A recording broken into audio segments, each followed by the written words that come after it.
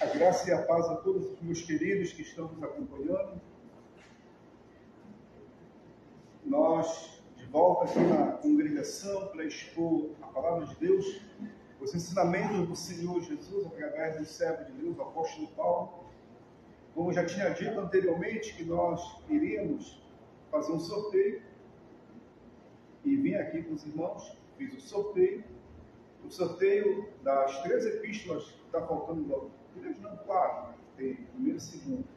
1ª e 2ª Tessalonicenses, Filipenses e Colossenses. E na quarta-feira fizemos a questão do sorteio, e caiu justamente na epístola aos Colossenses. E vamos estudar a epístola de Paulo aos Colossenses, que são apenas 4 capítulos, que serão 4 sextas-feiras, que vamos expor a palavra do Senhor aqui, do apóstolo Paulo aos Colossenses. E vai ser uma honra participar com os amados que estão aqui na congregação e outros que hão de participar, seja no Face ou seja pelo YouTube. Nós vamos ter esse momento de comunhão. Tem muitos irmãos participando conosco.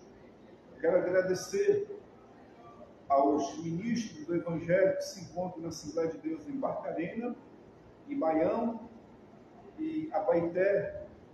Pediram para que eu inserisse eles no grupo de estudos, e sinto-se à vontade para participar, tá bom, queridos? Para participar dessa exposição que fazemos aqui todas as sextas-feiras. Sem contar que no final da nossa exposição temos chamado de diálogos teológicos. Aí nós temos nossas perguntas, respostas, fazemos a nossa pequena interação aqui e vamos assim, compartilhando a palavra de Deus, em nome de Jesus. Queridos, essa igreja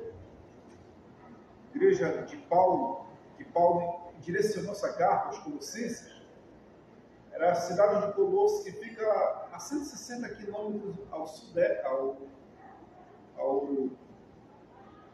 leste da cidade de Éfeso. Ela foi fundada aproximadamente há 400 a.C. pelos antigos gregos.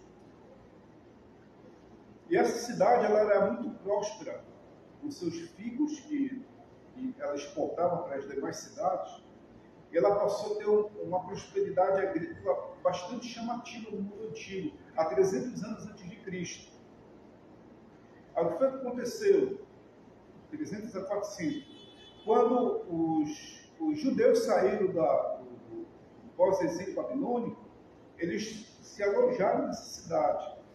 Antíoco Epifânio II, ele foi o responsável de levar esses judeus para a cidade de Colosso. E nessa cidade de Colosso havia uma cultura assim, muito mística. Aí o ensinamento judaico ele passou a ser incrementado juntamente com esses tipos de ensino místico ali na cidade de Colosso. É por isso que tem o chamado a heresia de Colosso, que a gente vai entender um pouco mais lá à frente. E essa cidade ela era muito próspera no século IV ao século III a.C. Só que ela foi decaindo. E quando o Império Romano passou a dominar ali, em vez dela prosperar, ela decaiu muito mais. E a sua decadência deixou que os grandes agrícolas, grandes empresários da época, evasassem e fossem para as demais cidades, como Herápolis e Éfeso. E essas cidades passaram a crescer muito. E ela passou a diminuir também na questão da prosperidade, teve muita pobreza e tal. E no século I ela sofreu um grande terremoto, no 63 depois de Cristo, aí que se tornou a situação mais difícil. Queridos, essa igreja de Colosso, o apóstolo Paulo ele não foi pregar o evangelho lá, incrível que pareça. Incrível que pareça, o apóstolo Paulo foi a única igreja que ele não foi lá pregar, mas destinou uma carta. Muito interessante mesmo. A quem foi pregar lá aos Colossos foi o próprio cidadão de Colossos, chamado Epáfras. Epáfras, ele se converteu através das palavras do apóstolo Paulo, a palavra de Deus, quando o apóstolo Paulo passou 3 anos ensinando a cidade de Éfeso na escola de Tirano. O apóstolo Paulo passou 3 anos ensinando na escola de Tirano. Ele ensinava o quê? Ensinava a palavra de Deus. Aí você pode perguntar assim, mas Jeremias, o que é essa escola de Tirano? A escola de Tirano era uma escola de debates políticos, principalmente filosóficos, em que participavam somente as pessoas mais cultas da cidade de Éfeso e de outras regiões. E consideraram o apóstolo Paulo um homem muito culto, uma pessoa muito versada nas palavras. É prova que quando ele vai discursar ali diante do rei Agripa, aí o Festo diz assim mesmo: Paulo, as muitas letras te fazem delirar. Porque as palavras que Paulo falava eram tão assim bem colocadas, que ele, Festo, pergunta se Paulo, as muitas letras te fazem delirar. Então, o apóstolo Paulo, ele tinha um bom discurso, e chamava muito bem a atenção. Ele conheceu a cultura da época. E Epáfras, de Colossos, participou desses ensinos do apóstolo Paulo. Isso você identifica aí em Atos capítulo 19. E o apóstolo Paulo levou a mensagem, porque o evangelho, na realidade, o evangelho não precisa da nossa atitude humana para que ele se propague. O evangelho, ele parece uma semente. A semente, ela tem vida em si própria. Você somente fala a palavra e deixa ela produzir. Só isso. O evangelho, ele tem vida própria. Você pega, testemunha da palavra, fala da palavra e deixa Deus agir, deixa Deus tomar conta. E foi o caso do apóstolo Paulo. Ele somente pregou, ensinou ali na escola de Tirano, na cidade de Éfeso, os 3 anos que ele passou ali, e as pessoas que foram ouvindo foram se convertendo e foram levando a palavra de Deus para vários outros lugares. E é esse o nosso propósito aqui, de pessoas que ouvem aqui nesse espaço, e seja no YouTube, no Face, você ouvindo a palavra de Deus sendo ensinada por nós aqui, venha a palavra de Deus produzir muito fruto na sua vida, no seu coração, e você venha testemunhar dessa palavra. Então, queridos, essa é a condição da cidade de Éfeso. Aprendemos um pouco sobre isso, e ela era uma cidade muito religiosa. Sabe quem eles cultuavam ali? A deusa Cibele. A deusa Cibele, ela tinha uma forma de culto em que a pessoa era tomada pelo espírito para profetizar. Tinha as chamadas pitonisas, as profetisas, que só funcionava esse culto se tivesse as profetisas, para profetizar a respeito da vida das pessoas. E só tinha que profetizar, sabe o quê? Prosperidade. Prosperidade, uma vida bem sucedida. Isso chama bem atenção, né?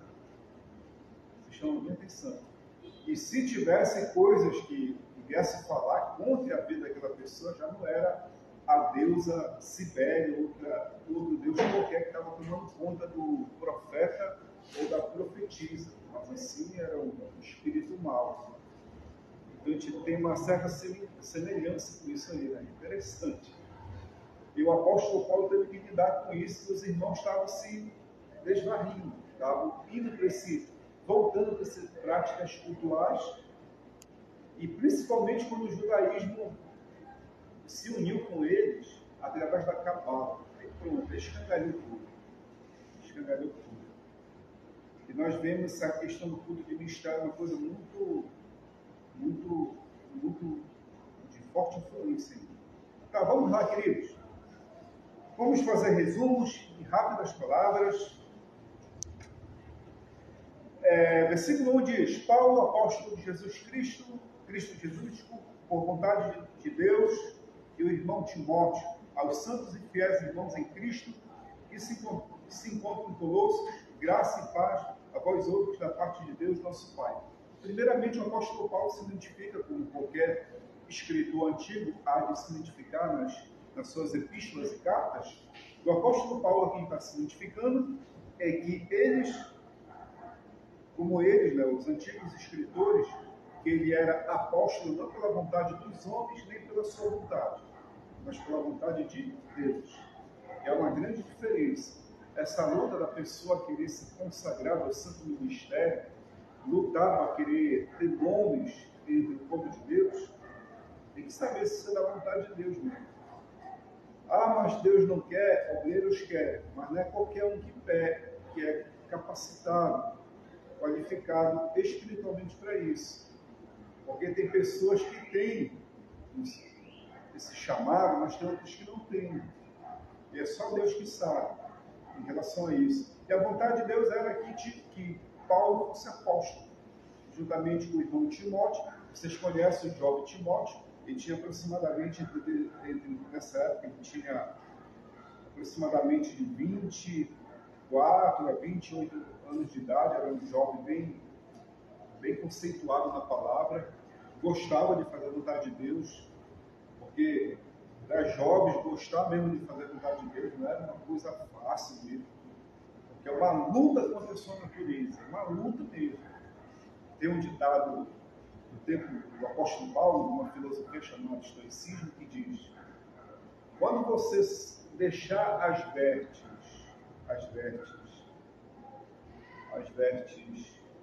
pueril e colocar as vestes da prudência, você estará muito bem, sendo você jovem. Mas quando você você deixa das vestes comuns e vai para as vestes da filosofia, você vai se assentar no meio dos sábios e ouvir os discursos, e você será feliz. Mas ele diz, nem todos têm essa aptidão para isso, ou interesse. É interessante o que ele fala, porque é muito difícil um jovem se interessar pelas coisas da palavra, de estudo, muito difícil mesmo. Se interessa por movimento, coisas emocionais, chamativas, mas pela palavra mesmo que confronta a sua natureza emocional e pecaminosa, é muito raro, muito difícil mesmo. Bem, aí Timóteo era assim, né? Era um jovem que se dedicava a estar próximo de Paulo, ele queria estar sempre onde Paulo estivesse. Ele foi visitar Paulo em Roma, estava nas viagens com Paulo. É prova que ele era um jovem assim, muito interessado pela palavra. Isso influenciou tanto a vida de Paulo, que influenciou todos os demais irmãos que ouviram as mensagens de Paulo e as cartas. E Paulo colocou o nome de Timóteo nessa carta e direcionou aos Colossenses. Para dar o quê? Exemplo. Aí ele diz aqui, graça e paz da parte a vós outros da parte de Deus. Graça e favor não merecido. Né? Graça e favor não merecido. Exemplo de graça, posso dever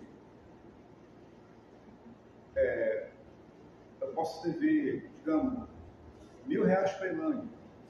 Ela pega e olha para mim e diz assim, vejo que você está com dificuldade de me pagar, eu lhe dou de presente R$5.000. Aí eu pego e digo, não quero não gosto de você, não gosto de estar próximo de você, não gosto das suas palavras, não gosto da sua pessoa, não quero, não, mas eu estou lhe dando de presente. Apesar de você não gostar de mim, mas eu estou lhe dando. Isso é o quê? A atitude dela é graça. Aí Deus olhou para mim e para você e disse, tu não gosta de fazer a minha vontade, tu não gosta de me adorar, tu não gosta de ler a palavra, tu não gosta de estudar, tu não gosta de estar próximo de mim, mas eu quero te dar o meu perdão a ti que tu não merece. Essa é a graça. Entendeu? É isso que ele fez por nós, cada um de nós. E a paz, como já tinha dito a cada um de vocês, o antigo judaísmo, não sei se agora eu vou tentar pesquisar isso, se vê que tem um cemitério judaico, que eu vou dar uma olhada lá, ver se tem nas lápides antigas, quando a pessoa ia descansar, eles colocavam lá, né, na lápide antiga, dizendo assim, Shalom Hashem, Shalom Hashem, que a paz de Deus seja contigo. A paz de Deus, quando a pessoa descansava nesse mundo, eles colocavam isso em hebraico. O apóstolo Paulo pegou e colocou isso aqui. Por quê? Porque tinha muitos judeus que se converteram na época, na igreja de Colosse, e via que Paulo era Paulo, conhecia a cultura judaica, a cultura grega, e vai embora. Não era qualquer um. A prova que o homem foi chamado para ensinar a escola de tirano. Só ensinava os grandes intelectuais da época. Bem, vamos lá. Do versículo 3, vamos fazer resumo, queridos. Do versículo 3 até o versículo 8. Damos sempre graças a Deus, Pai de nosso Senhor Jesus Cristo, quando oramos por vós, desde que ouvimos da vossa fé em Cristo Jesus e do amor que tendes para com todos os santos. A fé, o quê? A vossa fé em Cristo Jesus e do amor que tendes para com todos os santos. Paulo pedia para que eles permanecessem nesse, que uma vez ensinei aqui, numa relação vertical e uma relação horizontal. A fé te leva a uma relação vertical com Deus. E o amor te leva a uma relação horizontal. Então o cristão ele tem o que? Essa escala. Vertical e horizontal. Se tiver faltando uma dessas, tá capenga, está faltando, está aleijado. Tem que ter os dois. Então se não tiver fé e ter o amor, está errado. Não é o padrão. E se tiver o amor e não tem a fé, também não é padrão. Tem que ter os dois. Uma relação com Deus e ao mesmo tempo intimidade com as pessoas. Os homens, os da fé.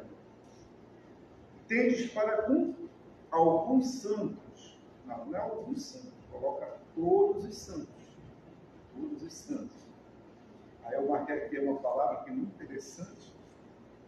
Muito interessante.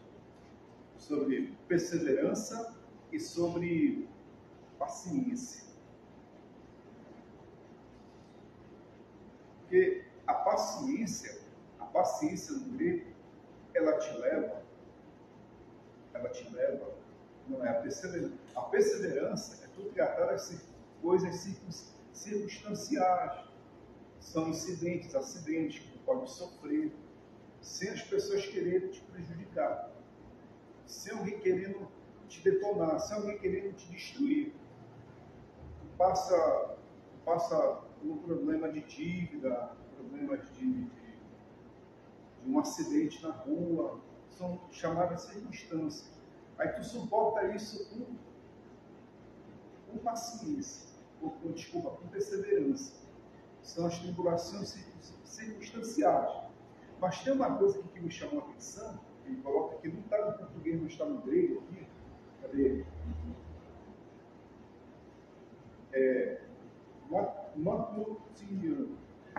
Essa palavra no grego significa que você tem que ter a chamada perseverança em suportar o outro. Então é uma virtude que os gregos não gostavam. É uma virtude que eles rejeitavam. Porque já pensou que suportar os outros? Aqui isso é uma coisa nova no mundo grego. No mundo grego. Porque vem da parte do cristão, e o cristão ele tem que suportar aqueles que não gostam dele. Ele tem que suportar aqueles que têm aversão a ele. Tem que suportar aqueles que têm o chamado nojinho estético dele, que não quer estar próximo, não quer ouvir, não quer. Tem que suportar tudo isso. Então, essa aqui, macrotiniano, é um adjetivo que somente os servos de Deus têm.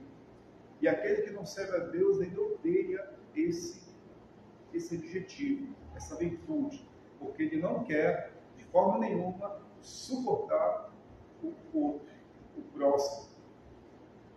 Amar os outros longe é muito fácil, amar o próximo é difícil. Então, isso é um ensinamento que Jesus e o apóstolo Paulo trouxe de novidade para o mundo gentil, ao mundo grego, ao mundo romano. mundo judaico ele já conhecia. O próprio Jesus disse, olha, o que eu estou ensinando aqui para você não é coisa nova, não. É antigo. Amar a Deus acima de todas as coisas e o próximo como a ti mesmo. Isso é muito antigo. Por causa da esperança que vós está preservada nos céus, a quais antes ouviste, pela palavra da verdade do Evangelho. Quer dizer, o Evangelho ele trouxe aqui uma esperança. A esperança que é Cristo. O que foi que Cristo veio fazer aqui? Ele veio, morreu, sofreu, morreu, e ao terceiro dia ressuscitou, e hoje ele está muito bem, muito bem, muito melhor do que nós. Ou seja, não tem nem palavras para descrever aqui. Então, quando nós olhamos para Jesus, dizemos, poxa, se Jesus sofreu, morreu, eu tenho esperança que venha acontecer o mesmo que aconteceu com ele. Eu estou sofrendo muito. O que aconteceu com Jesus depois de tudo isso? Hoje ele está muito bem, tem a imortalidade e não sofre mais. Então, se Jesus está hoje muito bem, eu quero também estar muito bem com ele. Porque nós vamos passar por tudo isso. Né? Então, o Evangelho traz essa novidade de esperança. É diferente aquilo que era ensinado para os colossos, da escola estoica. O que é que a escola estoica ensinava? Que se você está sofrendo, aceite. Aceite, mas com tristeza. Porque você não vai sair disso. Não.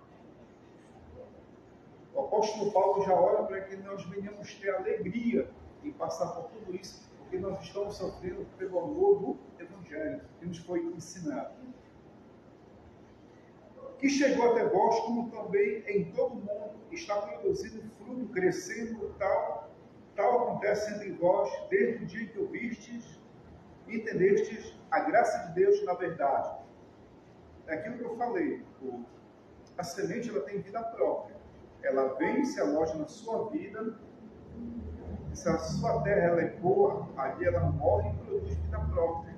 Você e vai crescendo. Aí você passa a crescer. O quê? Você passa a crescer na graça e no conhecimento de Deus. Na verdade, segundo fostes instruído por Epáfras, nosso amado conservo, quanto a vós outros, fiel ministro de Cristo. Aqui Paulo está testemunhando de quem? De Epáfras. Eu já falei anteriormente, ele se converteu ali na cidade, possivelmente na cidade de Éfeso, ouvindo o apóstolo Paulo na escola de Tirano, o qual também nos relatou do vosso amor no Espírito. Versículo 8. Ele foi lá o quê? Fofocar, foi falar mal, não, foi relatar para Paulo. E Paulo escreveu essa epístola quando ele estava preso. E Paulo, poxa, você está numa prisão, você está aflito, sofrendo ali, você quer ouvir coisas boas, né? E Epáfras foi lá e disse, olha Paulo, sabe aquela carta que você mandou aqueles irmãos lá na cidade de Colossos? Sim, sei que você nunca foi lá, mas eles ouviram suas palavras, eles estão muito bem. Eles têm o amor do Espírito lá. E Paulo, poxa, preso ali, ouvindo essas palavras, foi um estímulo para ele. Foi um estímulo dele perseverar. E Paulo, no momento de prisão, quando ele escreveu isso, ele não estava pedindo prosperidade, saúde, nada. Ele estava pedindo o quê? Bênçãos espirituais. Porque as bênçãos espirituais, elas estão acima de você ter saúde, ter casa, ter prosperidade, ter carro, ter tudo ao seu redor está acima. Porque você sabe, né? Você conhece muita gente que tem isso, mas tem uma vida miserável. É o rico miserável. Mas Paulo não tinha nada disso, não tinha tudo, que é o quê? A presença de Deus. Você tendo a presença de Deus, você tem paz, graça, alegria e felicidade. É o fruto do Espírito. E todas as demais coisas serão apenas consequência. Claro que o nosso corpo, nossa carne, ela deseja isso que venha. Você vai ser muito bem-vindo, muito bem aceito. Mas a gente não fica ansioso a ponto de desenvolver uma depressão, uma opressão e querer se matar porque não tem uma casa, não tem um carro, não tem uma casa com piscina, não tem uma geladeira cheia de picanha, com bebida. Não vai fazer isso. Isso é ilusão. E Paulo ficou feliz, Por isso, O amor que eles tinham no Espírito. O que é o amor? Amor é sentimento. Amor é sentimento. Se vocês estão aqui nessa noite, você tem o sentimento de querer aprender a palavra de Deus. Esse sentimento que impulsiona você a estar um com o outro aqui, esse sentimento é amor. Se você não tivesse, você estaria acomodado, deitadinho numa cama, vendo o que o outro está lhe empurrando aí. Bem, versículo 9 até o versículo 12 diz: por esta razão também nós, desde o dia em que ouvimos, não cessamos de orar por vós e pedir que transborde de pleno conhecimento da sua vontade em toda sabedoria e entendimento espiritual. Poxa, eu ouvi a respeito de vós e vocês têm o amor no espírito, né? Então não vou parar de orar por você. Para você prosseguir e crescer mais e mais. Para quê? Para o pleno conhecimento da sua vontade em toda a sabedoria e entendimento espiritual. Isso aqui é profundo. Eu sinto, espero que os irmãos estejam participando disso nas redes, porque se você não participar, você vai ficar dando um chute, ponta de faca para querer compreender que isso. Isso aqui é muito importante. É muito importante, olha aqui. Sabedoria, entendimento espiritual. É versículo 9. Deixa eu pegar aqui no original. Esse versículo 9 aqui. Vamos ver o que é que ele nos diz aqui. Versículo 9.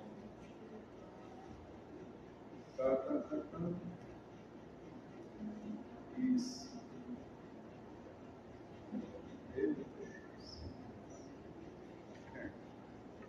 Tem dois termos aqui que ele usa, Sofia e Sunésia.